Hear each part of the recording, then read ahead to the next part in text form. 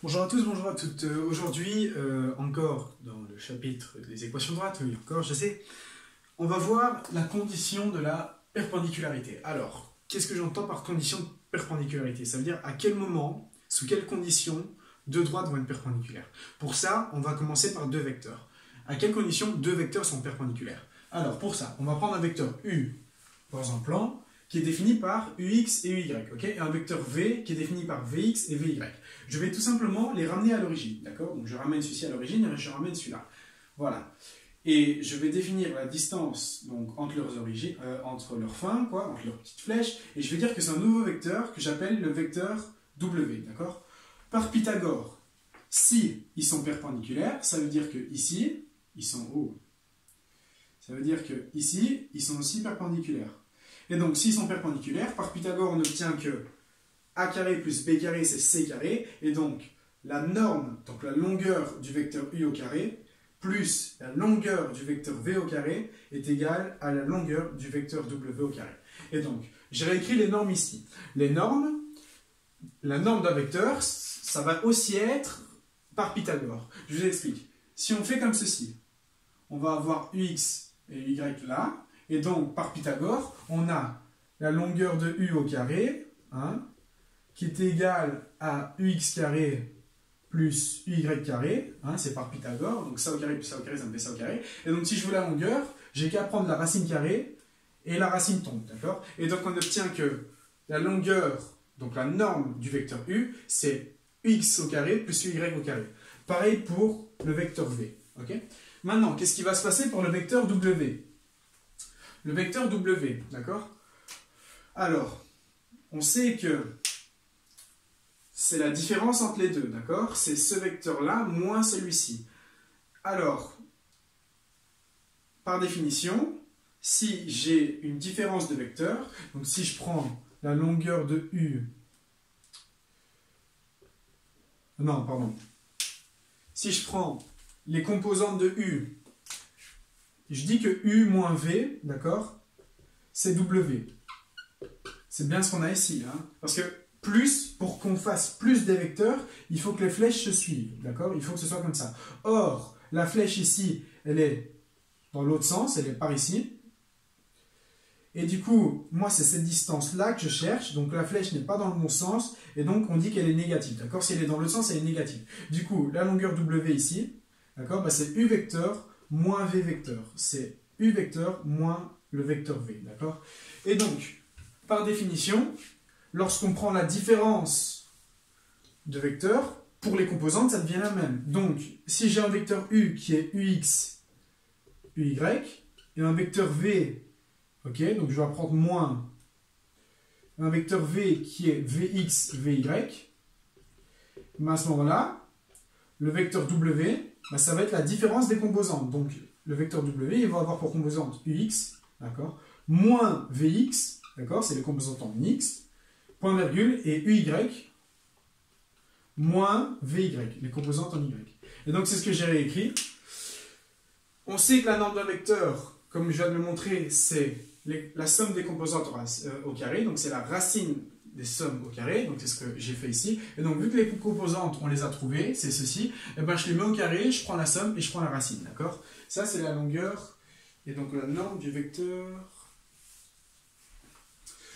W, ok? Et donc, par Pythagore, on obtient que la longueur de U au carré plus la longueur de V au carré, c'est la longueur de W au carré. Et donc, on va écrire quoi? Ben, U carré, ben, la racine va tomber, et on va obtenir UX au carré plus UY au carré. Donc ça, c'est U carré. Plus, et donc je dois ajouter V carré. V carré, ben, la racine va tomber, je vais avoir VX au carré plus VY au carré, qui est égal, et donc, pareil, à W au carré, donc la racine tombe, et j'ai UX moins VX, le tout au carré, plus, et donc UY moins VY au carré. Je vais prendre un autre bic, en espérant qu'il marche. Okay. Et donc, voilà.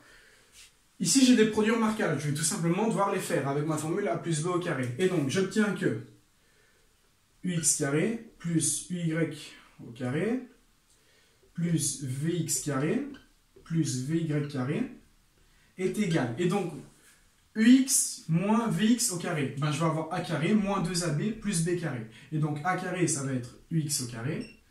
Le double produit moins est donc 2 fois ux fois vx. Ok, voilà, plus vx carré,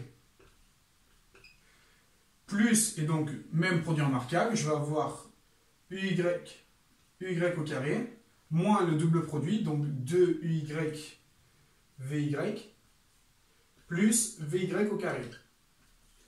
Voilà, voilà. Et donc, à ce moment-là, ben, je peux simplifier les termes. Je vais avoir les ux carrés qui vont tomber. Les uy carrés qui vont tomber, ils sont là. Les vx carrés qui vont tomber, ils sont là. Et les vy carrés qui vont tomber. Et donc, je vais obtenir que ben, 0, c'est égal à moins 2 ux vx, ok, moins 2, et donc, il nous reste uy vy. Uy vy. D'accord? Donc, voilà, donc, je récapitule. Je mets tout au carré, je fais mes produits remarquables, il y a tout qui simplifie, sauf les doubles produits.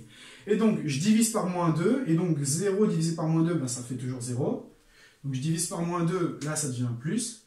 Et donc, la condition pour que deux vecteurs soient perpendiculaires, il faut que le produit de la somme du produit de leurs composantes soit nulle. D'accord? Donc, il faut que ux fois vx plus uy fois vy soit nul. Ok? Maintenant, on va prendre en fonction de leur coefficient angulaire. Je sais que le coefficient angulaire de U, d'accord, ça va être... oui, donc M, ça va être égal à uy sur x. Et donc, que le M', donc le M, le coefficient angulaire de V, ça va être Vy sur Vx. D'accord? C'est toujours les composantes en x divisées par les composantes en y. Et donc, je vais tout simplement modifier ça pour passer à ça. D'accord?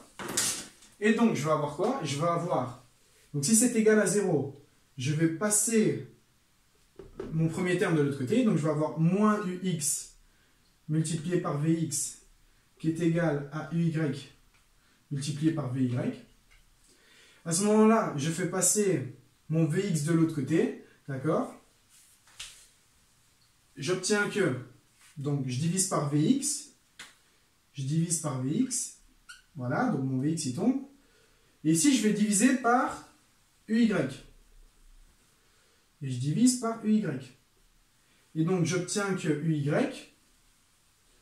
donc moins ux sur uy, c'est égal à vy sur vx.